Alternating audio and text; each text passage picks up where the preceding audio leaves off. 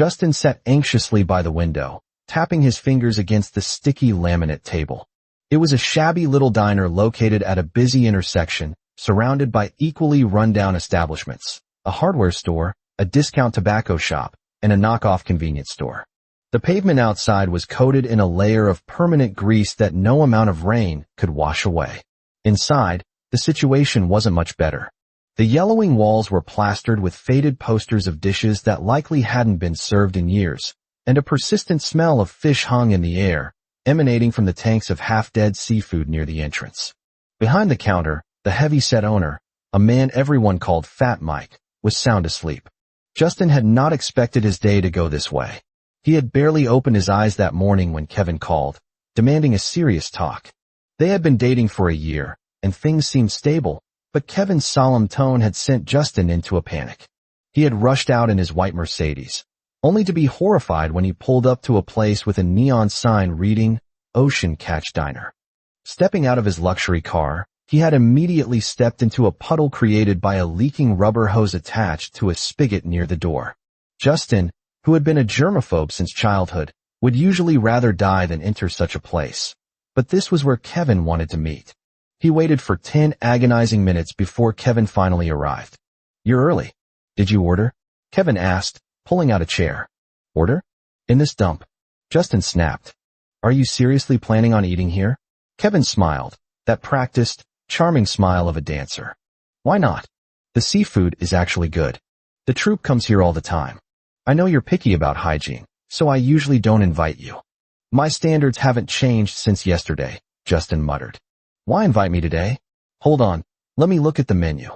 Kevin waved a waitress over and ordered several dishes with the familiarity of a regular. Justin watched him. Kevin was a dancer, small in stature but handsome, with a perpetual smile that contrasted sharply with Justin's own cold, often disdainful demeanor.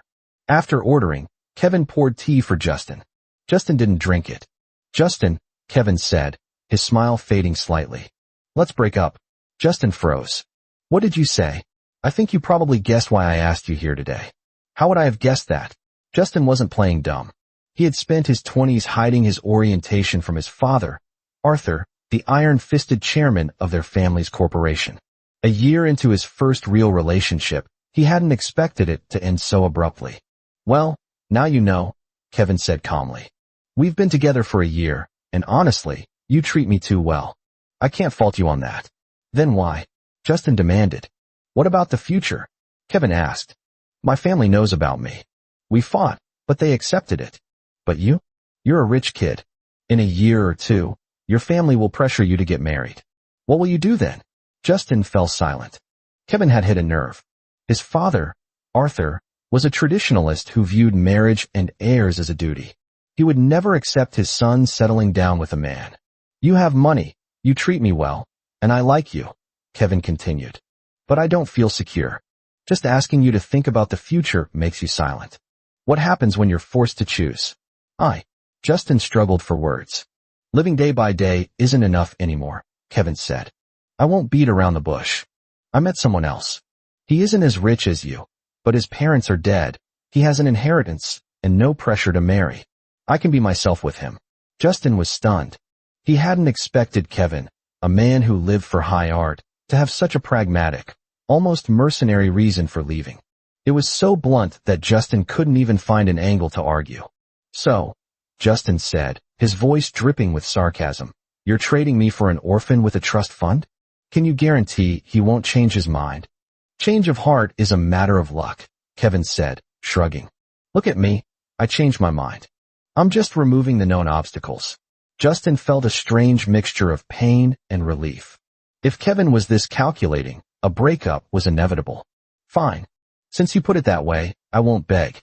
But if that orphan dumps you, don't come crawling back." "I won't," Kevin smiled. They chatted awkwardly until the food arrived. Kevin, remembering Justin's habits, asked for a serving spoon to put a piece of steamed fish in Justin's bowl. Justin, trying to maintain his dignity, picked up his spoon to eat. Suddenly, he froze. The rim of the bowl was coated in a thick, greasy residue. He gagged, pushing the bowl away violently. "Disgusting." Kevin jumped. "If you don't want to eat, just say so. Don't throw a tantrum." I have rehearsal. I'm leaving. I'll pay. Just go. Justin waved him off. As soon as Kevin left, Justin's suppressed anger found a target. He summoned Fat Mike, pointing at the dirty bowl. The owner yawned, looked at the grease, and shrugged. Sorry about that. I'll swap it. Swap it. Justin stood up. Who washed this? Bring them out here to apologize. Okay, Fat Mike grumbled, disappearing into the kitchen. Moments later, he returned with a young man in a tank top and a waterproof apron. This is the guy, Mike said. Look at this bowl, Eugene. Lucky the customer didn't eat from it. The young man, Eugene, picked up the bowl and inspected it. He was tall, with defined muscles showing under his shirt. I just put this by the sink. I hadn't washed it yet. So you're saying it's the waitress's fault? Mike barked, winking theatrically at Eugene. Should I dock her pay? The waitress, Lily, looked terrified. Eugene sighed, glancing at her, then turned to Justin with a smile. My mistake. I put a dirty bowl in the clean stack. Sorry. Don't punish Lily, punish me. Justin narrowed his eyes. He wanted to make this difficult. Show me your hands. I bet your hands are filthy. How can you wash dishes with dirty hands? Eugene paused, then grinned. You red palms, sir? He wiped his hands on his trousers and held them out. His fingers were long and strong, the skin pale and wrinkled from water exposure, smelling faintly of lemon detergent. On his left wrist, he wore a string of dark wooden prayer beads. Justin stared at the hands, unable to find a flaw. What's your name? Eugene, the young man said. Like the genius. Want my horoscope too? I'm not looking for a match, Justin snapped. If you leave your address, I'll send you a resume, Eugene joked. Lily giggled in the background. Justin felt his face heat up. This dishwasher was handsome, straight nose, clear eyes, a hint of a dimple, but his attitude was infuriating. A simple sorry isn't enough. The bowl was filthy. What do you want then? Eugene asked, leaning against the table. Want me to go to your house and wash dishes all night to make up for it? What kind of attitude is that? Fat Mike stepped in. Hey, look, he's just a country boy. Eugene, apologize properly. Sir, bring the bowl back tonight at 11 when we close, and he'll wash it then. Justin stood up, his pride stung. Fine. 11 o'clock. Don't run away. I live here, Eugene said, his smile turning challenging. I won't run. 11. Be here. Justin stormed out, leaving money on the table. He spent the rest of the day driving aimlessly, feeling the sting of his first heartbreak. By nightfall, he found himself back in front of the Ocean Catch Diner. It was exactly 11. The diner was dark. Lily was locking up. Eugene stepped out from the back, now wearing a simple t-shirt and khaki pants, carrying a pair of flip-flops. Justin honked. Eugene looked over, surprised, then laughed. You actually came. You're punctual. He walked over to the Mercedes. Unlock it. Justin unlocked the door. Eugene slid into the passenger seat, looked around, and whistled. Nice ride. Comfortable. Seatbelt, Justin commanded. Right. Eugene fumbled with the strap. Never been in a car this fancy. Aren't you afraid I'll rob you? You're not a girl, and you're not a kid. Who would buy you? Justin shot back, starting the engine. He drove Eugene to his villa in the suburbs. Eugene looked up at the 3-story house. You live here alone? Is your family huge? Just me, Justin said. Get inside. The kitchen was massive, gleaming with stainless steel and marble. This kitchen is bigger than our diner, Eugene remarked. Where are the dishes? Justin pointed to the sink. Eugene opened a cabinet. These are clean. I can't wash clean dishes. Where's the challenge? Justin grabbed a bottle of soy sauce and oil, dumping them into the sink over a stack of pristine plates. There. Washington. Eugene stared at him, then burst out laughing. You rich people are bored out of your minds, aren't you? Shut up and wash. I'm watching. Justin sat at the island with a tablet, pretending to read, but mostly watching Eugene. Eugene took off his prayer beads, rolled up his sleeves, and started scrubbing. He hummed a tune, unbothered. Justin found his gaze drifting to Eugene's back, the way his muscles moved as he worked. It was distracting. Done, Eugene announced 20 minutes later. That fast. Justin inspected the plates. They were spotless. Too easy. Do it again. Again. Eugene leaned against the counter, grinning. You really have nothing better to do? Justin called a nearby 24-hour restaurant he frequented. This is Justin. Send over a crate of dirty dishes. Yes, dirty. Don't ask. When the crate arrived, Eugene looked at the mountain of grease-caked porcelain and shook his head.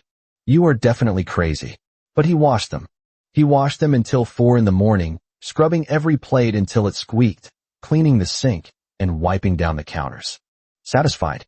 Eugene asked, wiping his hands. Justin was exhausted just from watching. Fine. You can go. It's 4 a.m. No buses, Eugene said. I'll drive you. They drove back in silence. At the alleyway behind the diner, Eugene unbuckled. Thanks for the ride.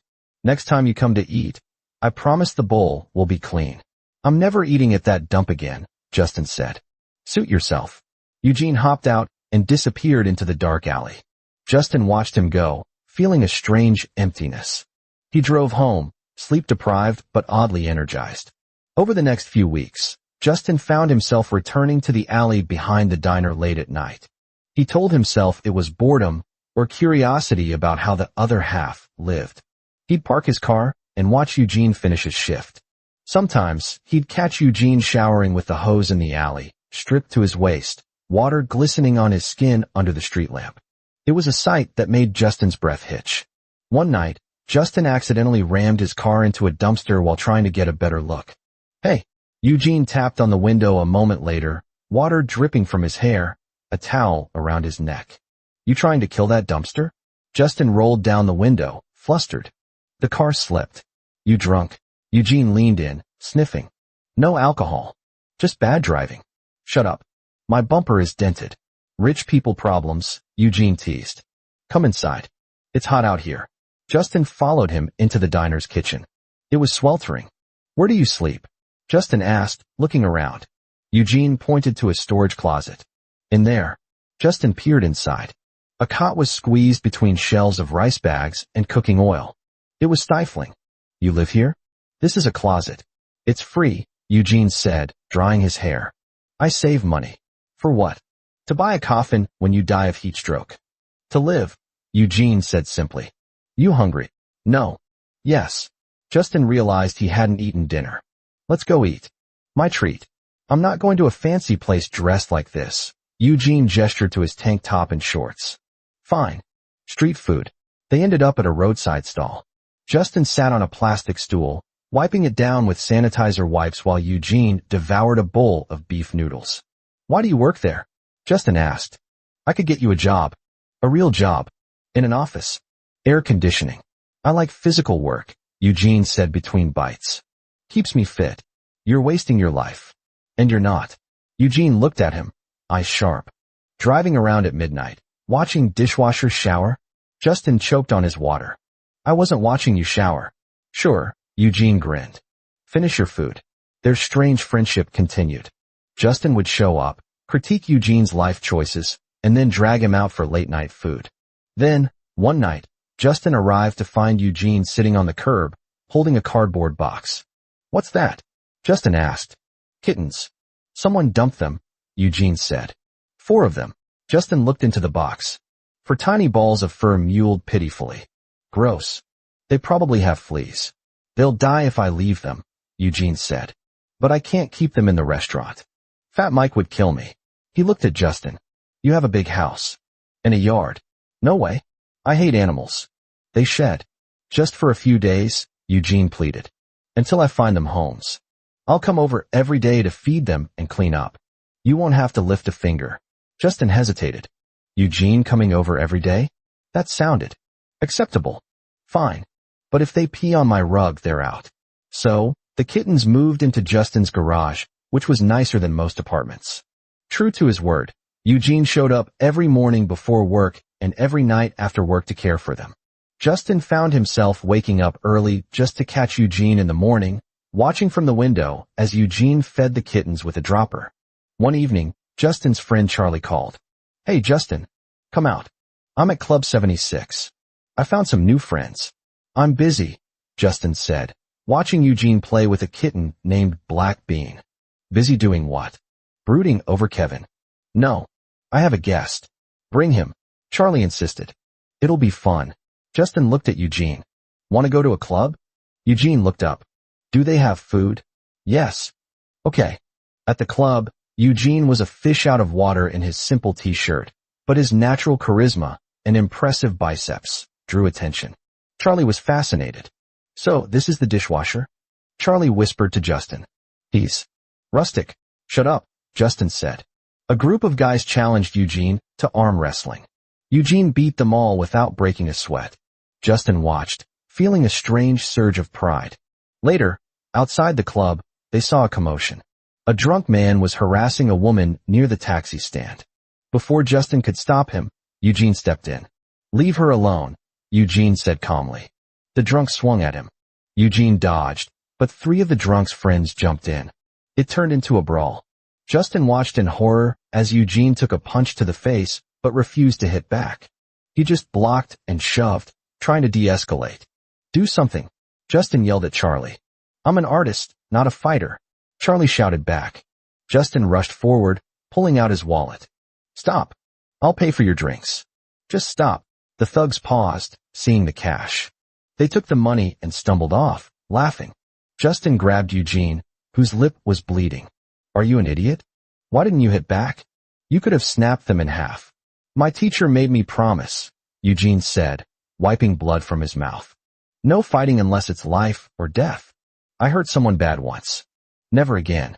You're impossible, Justin groaned, dragging him to the car. We're going to the hospital. It's just a scratch, Eugene protested. Get in the car. A month later, Eugene quit the diner. Justin panicked when he found out, driving to every construction site and temp agency in the city until he found Eugene hauling bags of cement at a massive building project.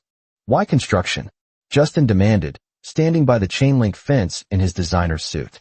Are you trying to kill yourself? Eugene wiped sweat from his forehead. It pays better. I'm saving money. For what? To pay you back? For the hospital. For the kitten food. For the gas you waste driving me around. Justin felt a lump in his throat. I don't want your money. I don't like owing people, Eugene said. Besides, I need to rent a real room. The closet is getting tight. Move in with me, Justin blurted out. Eugene paused, leaning on his shovel. You charge rent? Yes, Justin said quickly. $1,000 a month. And you have to cook breakfast. And clean the pool. Eugene smiled. That sounds like a fair deal. So Eugene moved into the guest room. It was a strange domestic arrangement. Justin, the wealthy heir who had never washed a spoon, and Eugene, the undocumented orphan who worked manual labor. They would eat breakfast together, eggs and toast made by Eugene, and then Justin would drive Eugene to the construction site before heading to his own job at his brother Ethan's company, a position he had taken just to have something to do during the day. One rainy Tuesday, Justin picked Eugene up from work. Eugene was muddy and exhausted. My brother saw us eating lunch by the road yesterday, Justin said, gripping the steering wheel. The scary one in the suit. Eugene asked. Ethan? Yeah. He knows. Knows what? That we're friends. That you live with me. Eugene looked out the window at the passing city lights. Is that a problem? Does he think I'm mooching off you? No. He thinks. Justin took a breath. He thinks I like you. The car went silent. The only sound was the rhythmic thumping of the windshield wipers. Do you? Eugene asked softly. Justin pulled the car over to the shoulder, hazard lights blinking. He turned to face Eugene. Yes, I do. I have for a while. Eugene didn't look surprised. He looked thoughtful. I'm a construction worker, Justin. I don't have a legally registered name. I don't know who my parents are. I have nothing to offer you. I have enough money for both of us, Justin said fiercely. I don't care about that. I care about you. You're the only person who treats me like a normal human being, not a bank account or a disappointment. Eugene reached out, his rough, calloused hand covering Justin's on the gear shift. I like you too, Justin. But my life is complicated. I can't drag you into my mess. I'm already in it, Justin said. I'm helping you get your ID. I talked to a lawyer. We can fix this. Eugene stared at him, eyes widening. You did what? I'm fixing it. Because I want you to stay. Eugene laughed, a sound that was half sob. You really are a rich idiot. He leaned across the console and kissed Justin.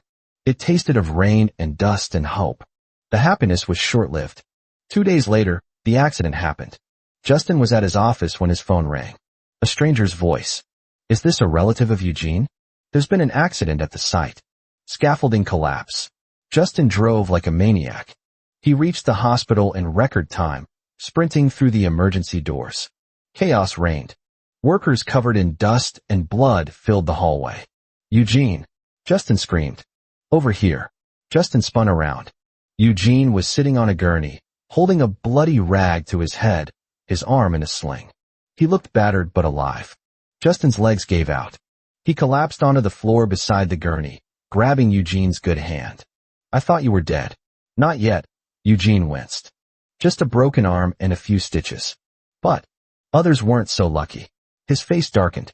Old gal. He fell from the top. Don't think about it, Justin said, shaking. We're going home. I'm getting you the best doctors. I can't leave yet, Eugene said. The police need statements. The boss is trying to blame the workers. I'll handle it, Justin said, standing up.